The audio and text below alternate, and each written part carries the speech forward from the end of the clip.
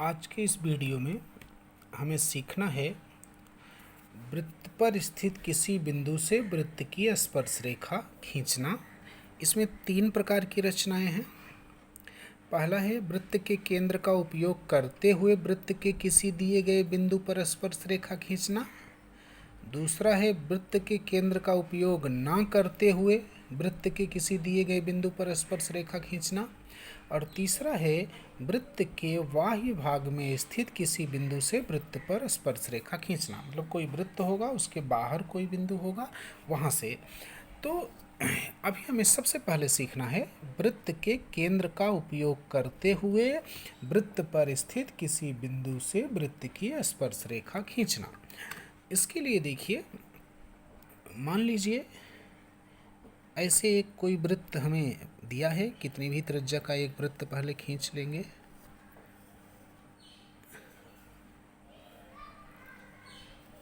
ये एक वृत्त हो गया, त्रिज्या आप कितना भी ले लेंगे। ये है केंद्र O। मान लीजिए यहाँ पर कहीं पर भी ले सकते हैं आप, यहाँ पे ले लेते हैं। मान लीजिए यहाँ पे एक बिंदु है P। हमें इस P बिंदु पर वृत्त की स्पर्श रेखा खींचना है। और हमने ऊपर पढ़ा है कि केंद्र का उपयोग करते हुए। तो यहाँ हमें क्या करना है, पहले केंद्र का उपयोग करके इस केंद्र और इस बिंदु को मिलाते हुए एक ऐसे रेखा खींच देंगे। अब पीछे हमने पढ़ा था जो 8 नियम सीखे हैं आप, उसमें हमने सीखा था कि एक कोई रेखाखंड है, उस रेखाखंड पर अगर कोई बिंदु है तो उस रेखाखंड पर दिए गए बिंदु पर लंब रेखा खींचना। तो सेम हमें करना है। देखिए ये एक रेखाखंड है, उस पर एक बिंदु P है, P पर लंब रेखा।